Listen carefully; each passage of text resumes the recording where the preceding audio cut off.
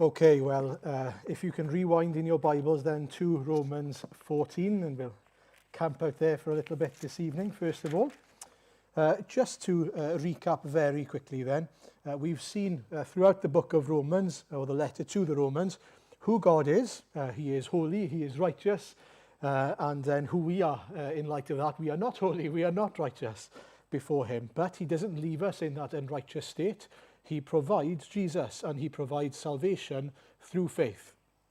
And that's a very quick recap, I know, but that's what we see in the sort of first 4 chapters. Then after that, following on from that, we come to see that flowing from faith, there's life, there's change. We are made alive in Christ, if you remember. We become instruments of righteousness. We are safe in God's hands. We saw that in chapter 8. There's no condemnation, and there's nothing that can separate us from the love of God in Christ Jesus. There's a battle going on, but we've got the power of the Spirit that enables us to live lives that are pleasing to God.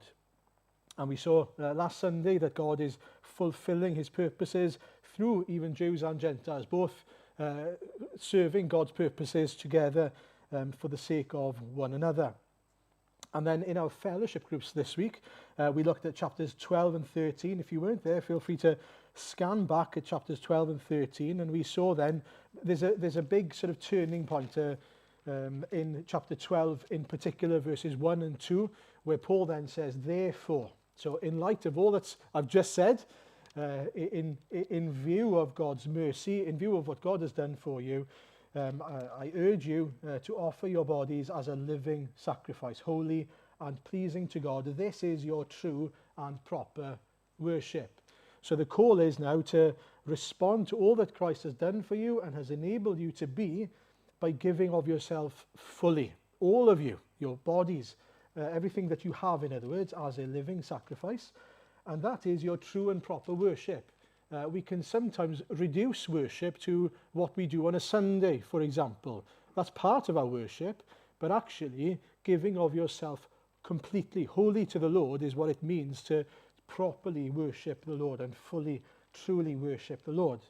Not only that, in verse 2 then he goes on to say, don't conform to the pattern of this world, but be transformed by the renewing of your minds. So he now wants us to be changed in our minds, in our hearts, to be more like Jesus, so that we follow in his footsteps, that we do his will.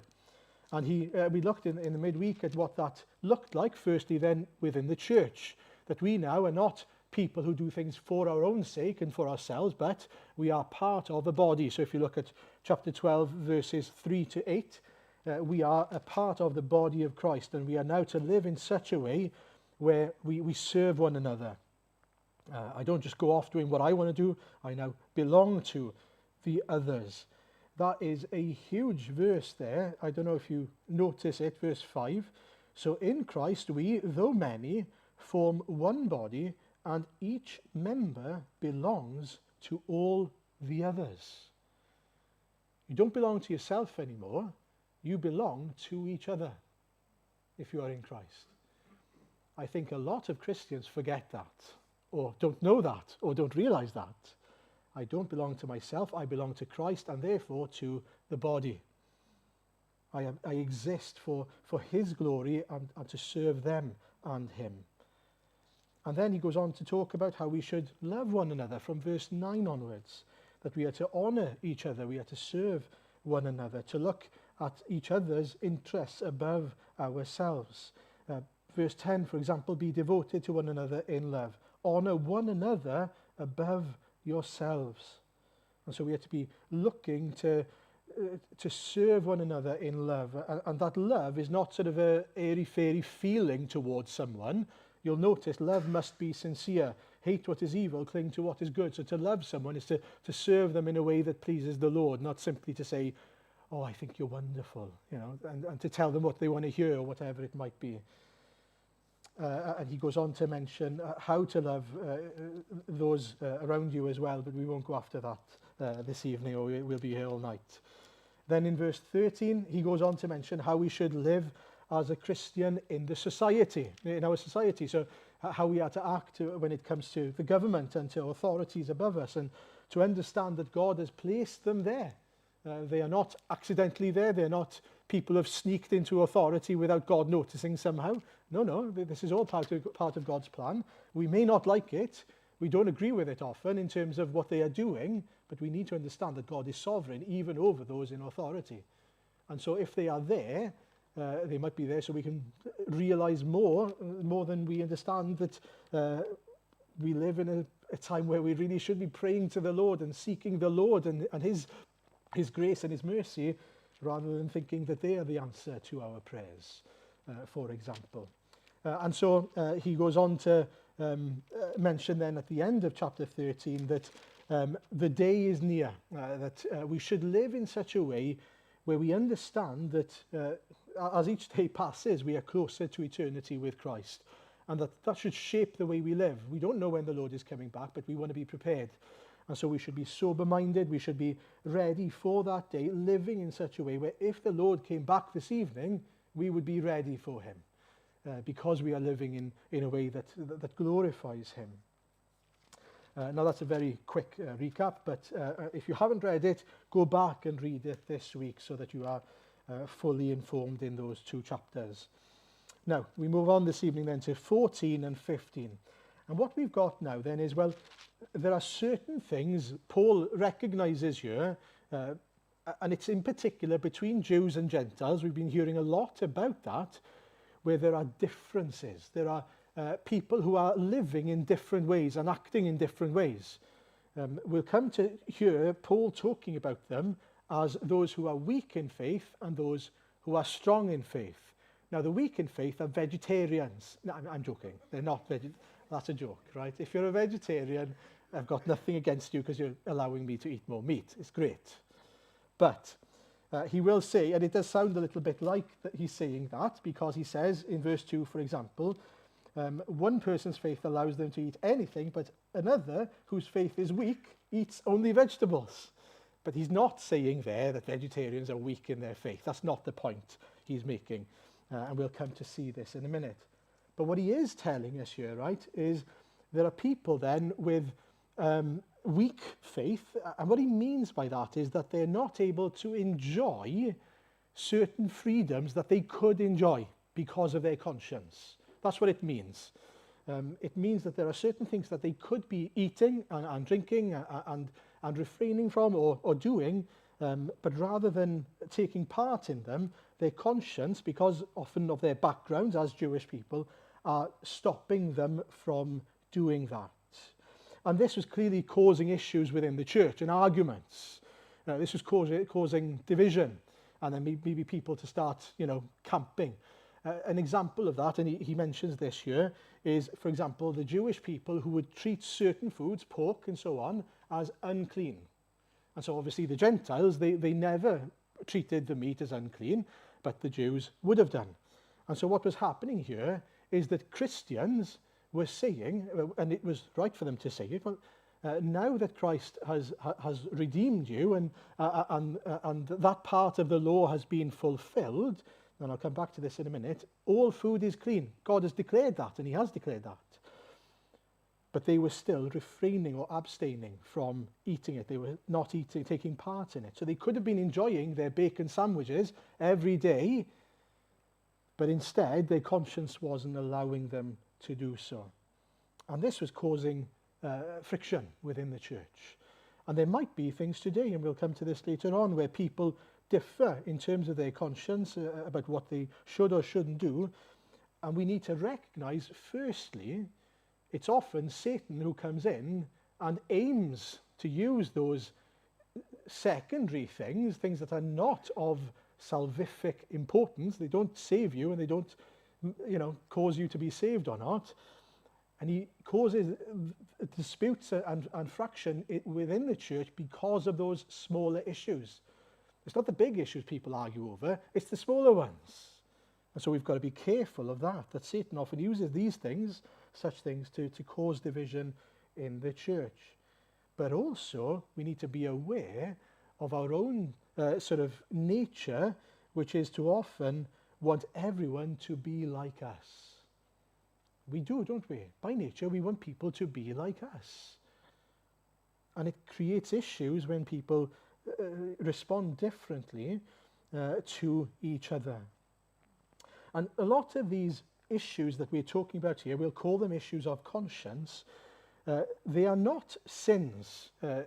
What I mean by that is, it wasn't a sin not to eat pork, was it?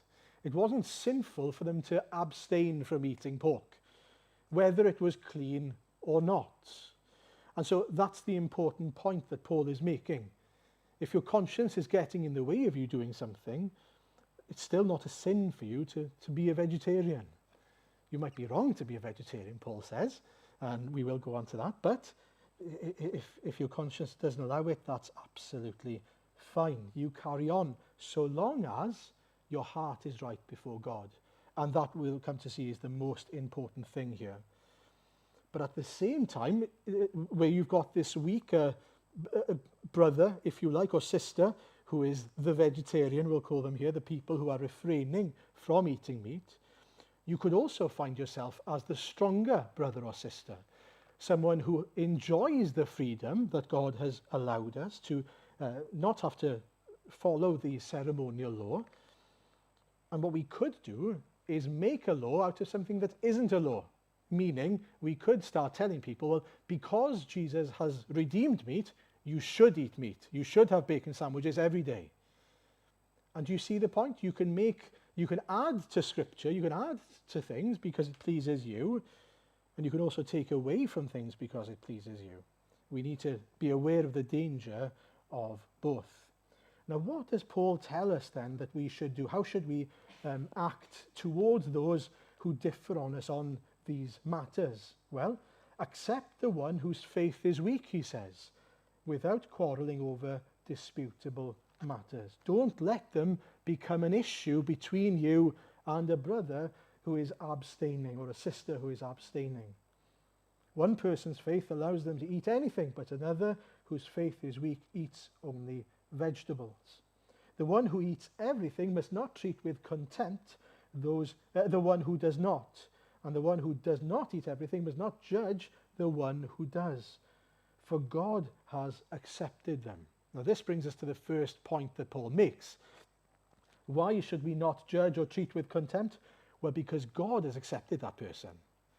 And if God has accepted them, how can you reject them? Do you know better than God? Do you know something that God doesn't know? If God has accepted someone in and through the Lord Jesus, even if they refrain or don't eat the things and do the things that you do, surely they are acceptable to God, and therefore they are part of the body we just mentioned in chapter 13. And so they belong to you, and you are there to serve them. Who are you, he goes on to say in verse 4, to judge someone else's servant? To their own master, servants stand or fall, and they will stand, for the Lord is able to make them stand, he says. Now that's interesting, isn't it? What he points out is, look, you're not their boss. The Lord is their boss. They are not accountable to you. They're accountable to him. That reminds us, doesn't it, that I am not my brother's or my sister's master. I can encourage them in Scripture. I can help them along as best I can. I can point out things to them. And we're not talking here, by the way, about things that are clearly sin. Remember that? This is different. Paul isn't saying, for example, oh, well, this person murdered someone, this person didn't. There's a difference of opinion. It's okay. We've just got to learn to live with each other. That's not what he's saying at all, is it? He's talking about matters of conscience, things that because of their, in particular, Jewish backgrounds, they were struggling to be able to cope with and enjoy the freedoms of. And so, Paul is saying, let them answer to God. But at the same time, he's pointing out, isn't he, to those who are listening, those who are reading the letter, oh yeah, I'm accountable to God. He's making them aware that actually it's much more severe that I'm accountable to my brother or my sister. I need to be aware I'm accountable to the Lord in this. And so I need to be thinking about why I abstain from the things I abstain from, or why I enjoy the things that I enjoy. And so actually he's challenging at the same time. He's saying to those who are judging or treating with contempt not to do it, but at the same time he's challenging us, making us aware that we are answerable to God. He says again in verse 10, you'll notice, why do you treat them with contempt? For we will all stand before God's judgment seat. He's again pointing to the fact that it's not about other people judging us, but rather the Lord judging us about the way we have lived our lives. And so that's important for us to remember. And he gives further examples in verse 5 onwards. Certain days, for example, it seems that there's a bit of difference of opinion about exactly what he's talking about here, whether it is the Sabbath. So some Jewish Christians would still observe the Sabbath, that is the Saturday. But by now, the Christians were celebrating the Lord's Day, the Sunday, the first day of the week, the day of resurrection. And so it seems there was some conflict between that. Well, you shouldn't be celebrating the Sabbath anymore because Christ has fulfilled that, and now we celebrate the Lord's Day. And it seems that they were celebrating both, in fact, the Sabbath and the Lord's Day. But some people were saying, there are arguments about that. Then it seems it was also possible that some were still observing Jewish holidays and festivals and so on. And again, I'll mention just in a minute that some people were saying, well, there's no need to celebrate those anymore because all of those festivals are there to point us to Jesus, which is true. And so now that we have the fulfillment of those festivals and of the gospel, we don't need them anymore. But some were saying, well, maybe so, we agree with that, but it's still good to celebrate what the Lord promised us in the first place. And so you can see how out of conscience there were these arguments, these conflicts. And again, the same response is given effectively, which is, it's not so much about what you do, it's about why you do it. Look at verse 6 onwards. Whoever regards one day as special does so to the Lord. Whoever eats meat does so to the Lord, for they give thanks to God, and whoever abstains does so to the Lord and gives thanks to God. And so his point is, why are you doing it in the first place? If you are doing it for God's glory, to serve God, to bring glory to God, out of gratitude to God for what he's given you, then it glorifies the Lord. But if you're not doing so, of course, it doesn't glorify the Lord. But his point is, it's all about the heart, isn't it? It's all about your heart. Whether you desire to serve the Lord in this or not. You see, I get the feeling that Paul is aware that that's not the reason all of them were doing it. Perhaps a lot of Jewish people were still following some of the traditions because they were worried about standing out like a sore thumb or being called traitors, about being, non-Jews anymore because they had now turned to follow Jesus. And so if their reasons for doing it are to fit in, then it's the wrong reasons. If their reasons for doing it is so that they can hide away and not have to be accountable for being a Christian, it's the wrong reason. But if they are doing it from genuine desire to serve and worship the Lord, then it glorifies the Lord. Again, it's a matter. Today, in the same way, when we live our lives, we need to always be asking the question, well, why am I doing this thing, whatever it might be?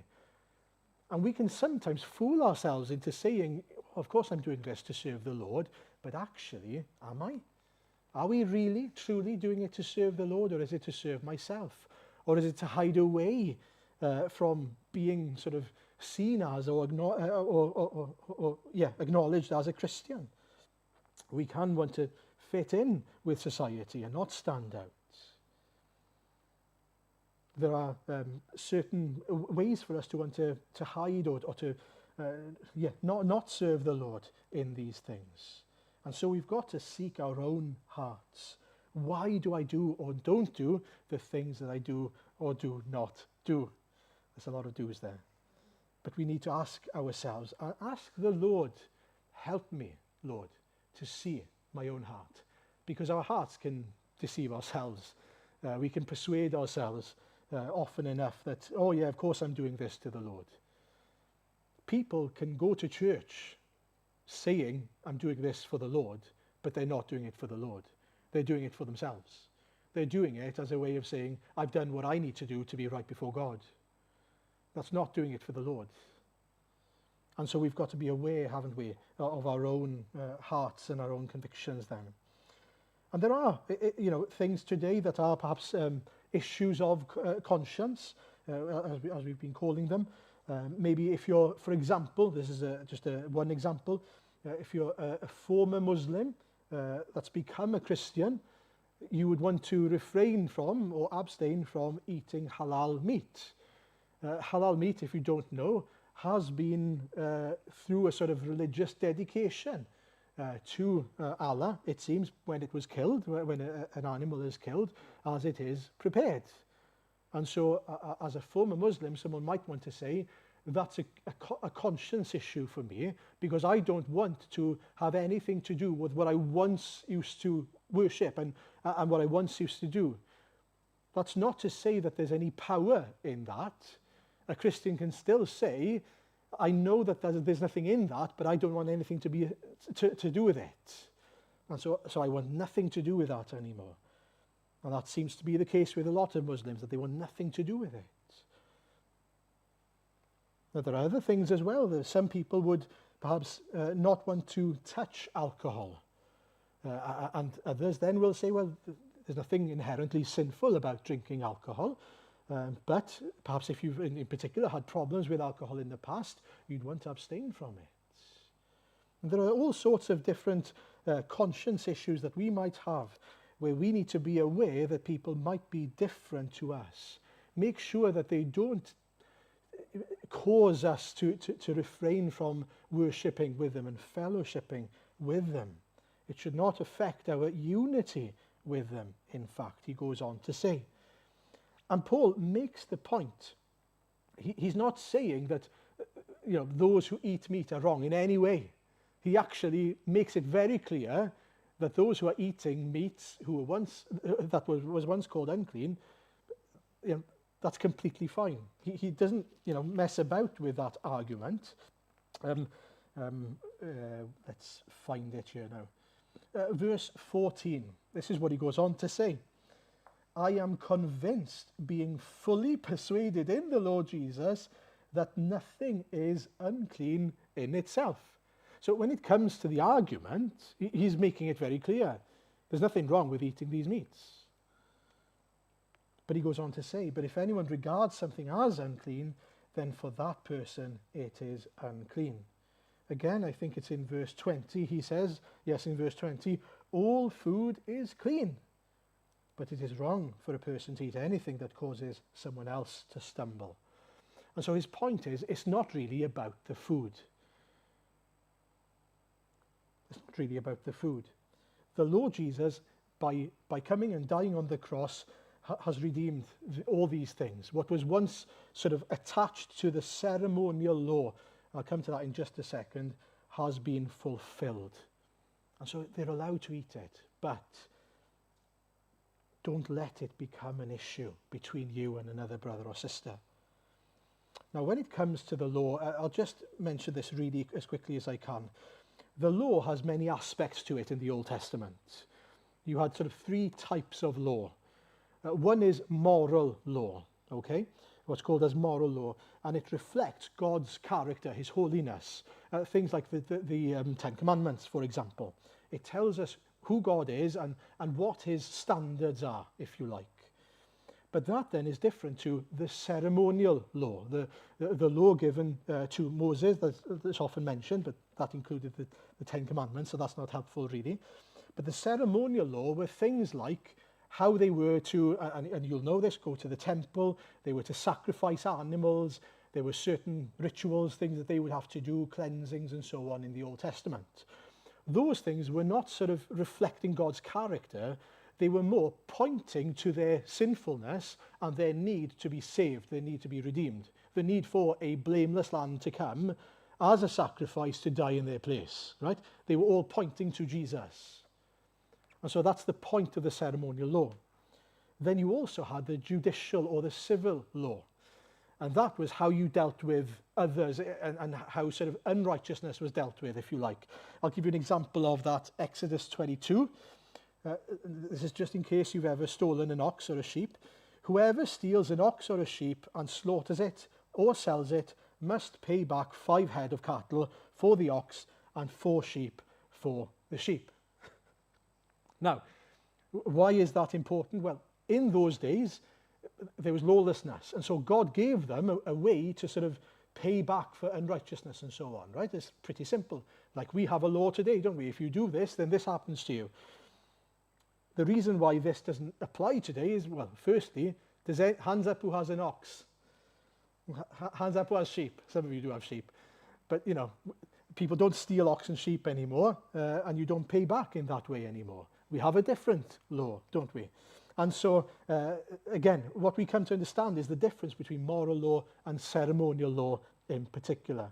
And so when I'm talking about these things, we are talking about the things that have been fulfilled in Christ. They are things that Jesus has now come to be the fulfillment of, and so they are fulfilled. They're done away with, those things.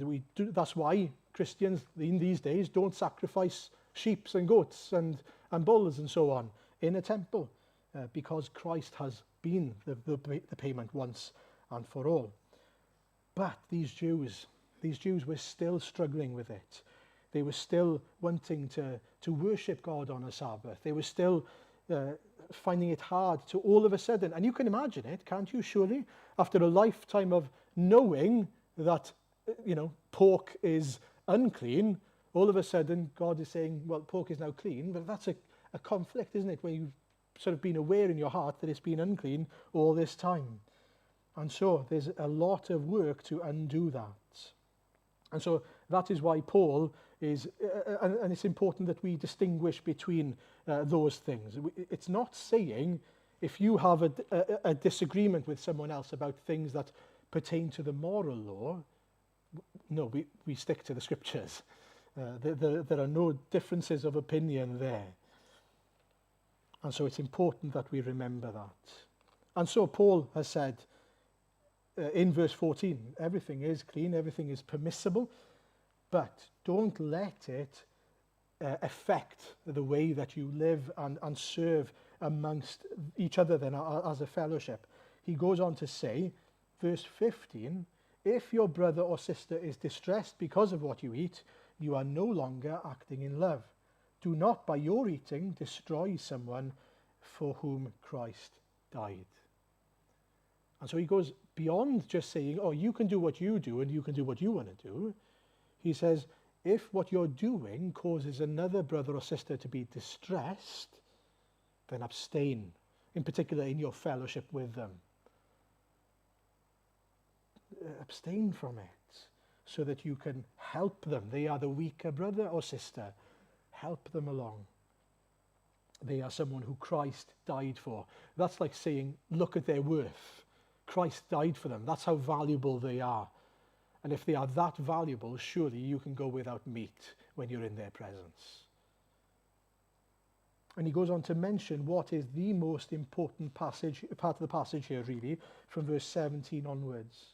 For the kingdom of God is not a matter of eating and drinking, but of righteousness, peace, and joy in the Holy Spirit. Because anyone who serves Christ in this way is pleasing to God and receives human approval. Let us therefore make every effort to do what leads to peace and to mutual edification. The freedom that you have in Christ is not a matter of food and drink, he says. In other words, Jesus hasn't saved them so that they can eat pork, has he?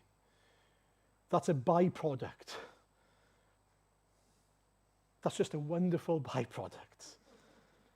That we can now enjoy bacon and pulled pork. It's wonderful. But that's not what it's about. It's about being able to live righteous, God-honouring lives by the power of the Holy Spirit.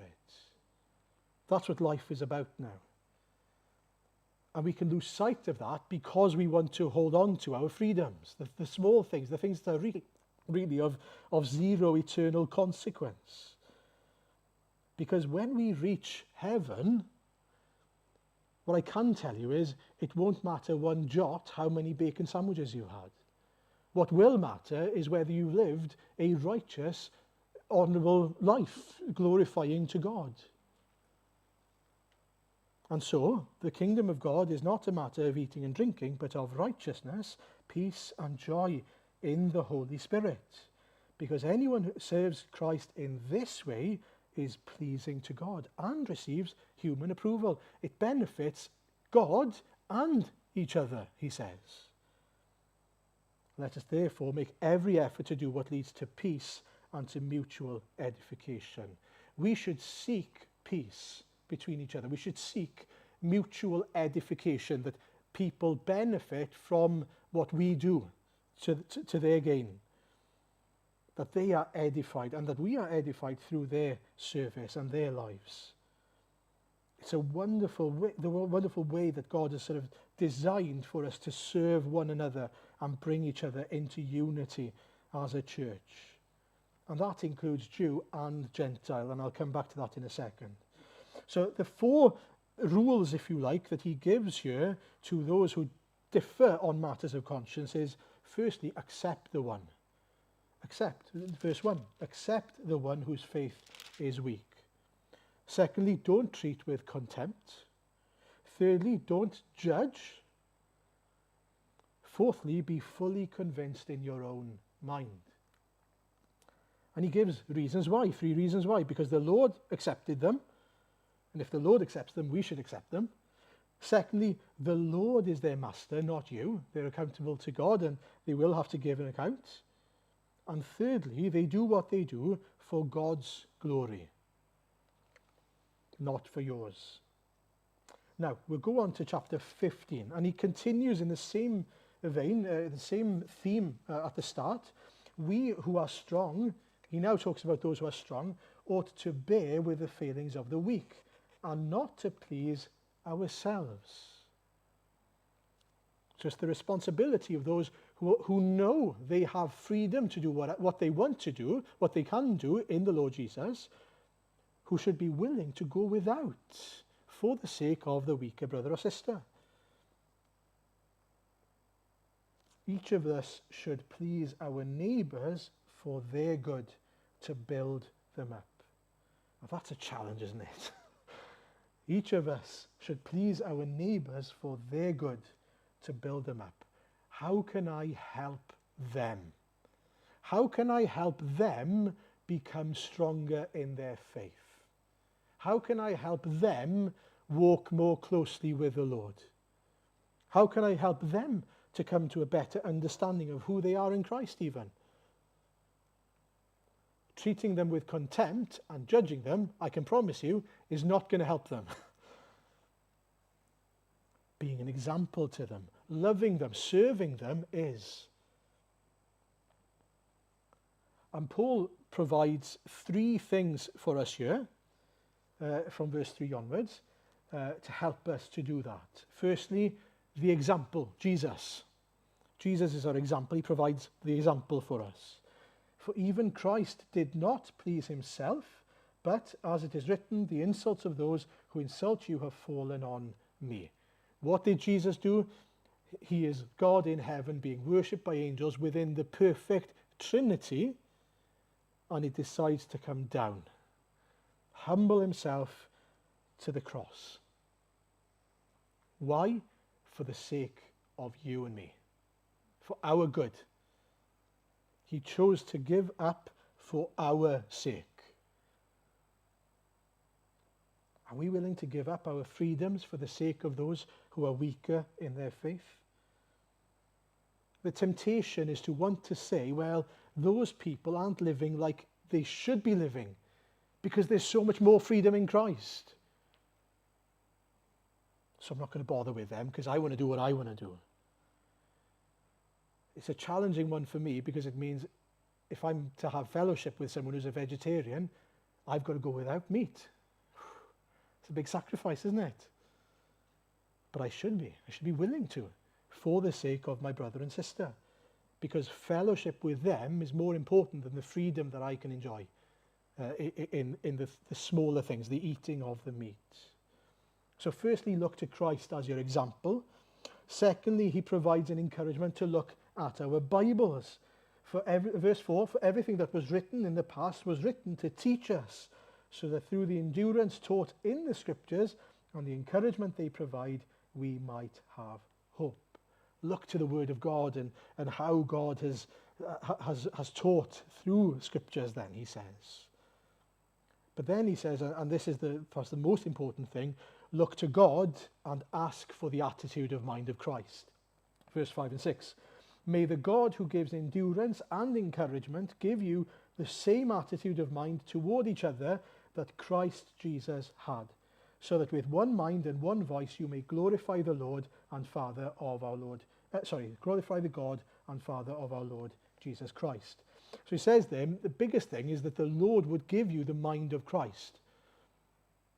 That he would give you, through the power of the Spirit then, the mind of Christ, so that we live and act in the same way as he did. So that, verse 6, with one mind and one voice you may glorify God. Now that's interesting, isn't it? Again, he wants to see oneness, unity. Unity matters in Scripture so much. Why does he want the Jews and the Gentiles to be one? Why does it matter so much that these people, why can't they just, concede, oh, we've got these differences, you go and worship God over there, we'll go and worship God over there. Why not? I'll tell you why not, because this is what Jesus says in John 17, verse 20. This is his prayer before he went to the cross. My prayer is not for them alone, talking about the disciples. I pray also for those who will believe in me through their message, which includes us, that all of them may be one, Father, just as you are in me and I am in you. May they also be in us, so that the world may believe that you have sent me. I have given them the glory that you gave me, that they may be one, as we are one.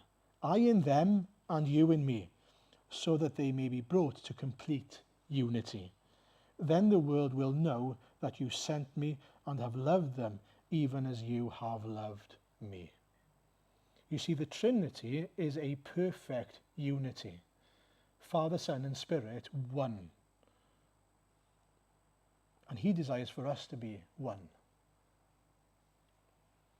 For us to have, and what that means is not that you agree with me or that I agree with you. What it means is that we agree with Christ, that we agree with the Trinity, that we come to understand that my way is always wrong, but his way is always right. And if we all have the mind of Christ, we will be one. And so there's actually not a much better prayer to pray than, Lord, make us one by giving us the mind of Christ. Because if we all have the mind of Christ, we will be united in him. That we see things as he sees things. And that we live and serve as he lived and served. And he talks even further about the attitude of heart, and we're coming to a close now, in verses 8 to 13. Oh, sorry, before that, verse 7. Accept one another then, just as Christ accepted you, in order to bring praise to God. On what basis did Christ accept us? Was it on the basis that we were deserving of being accepted? Or that we were in agreement with him? No. While we were still sinners, Christ died for us. While we were enemies, he died for us. We were debtors to him, and he redeemed us. Accept one another then, just as Christ accepted you. And then he goes on to mention then more about this attitude of heart of Christ.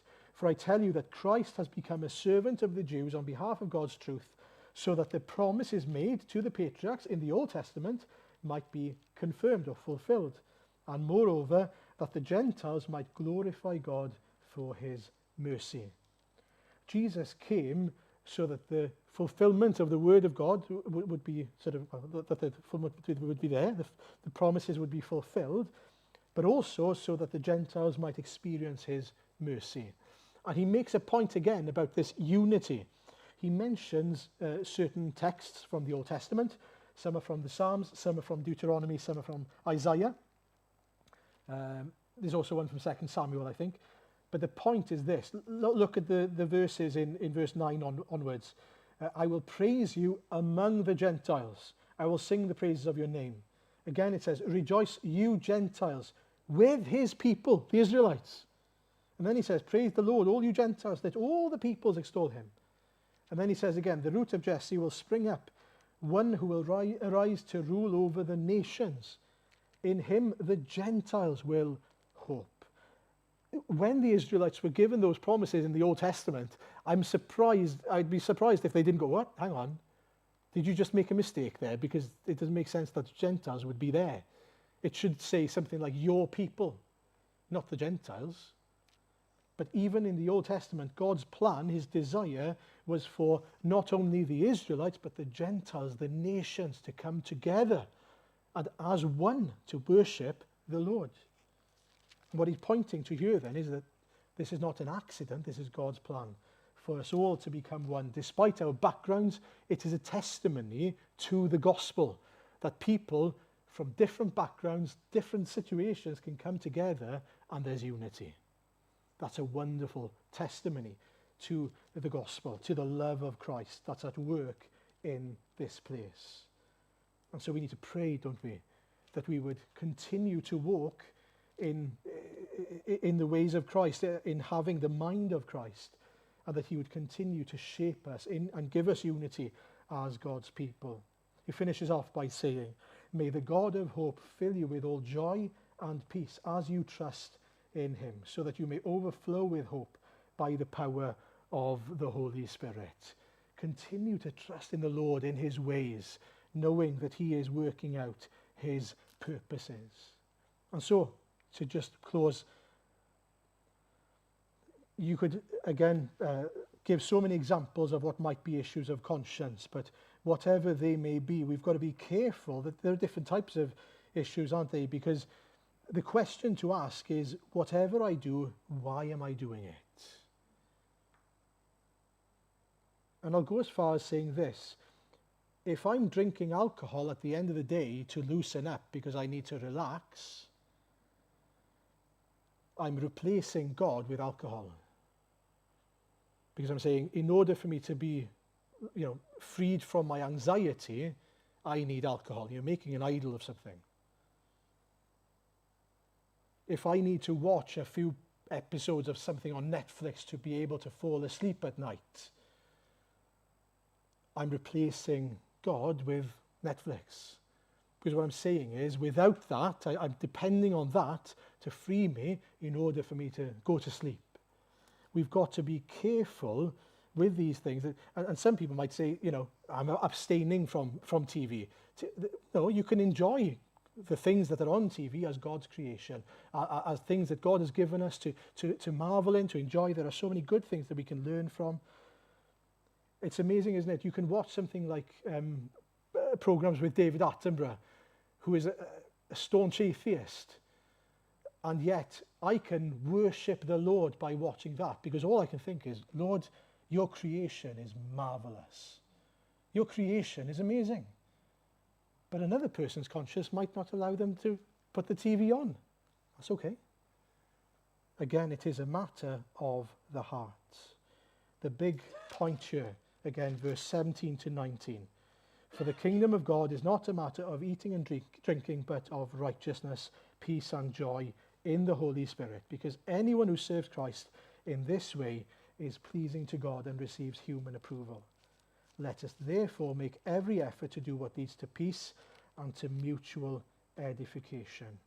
And the challenge in verse 2 of chapter 15, I close with this. Each of us should please our neighbours for their good, to build them up. Pray that the Lord would continue to be at work in us then, giving us the mind of Christ for his glory. Amen.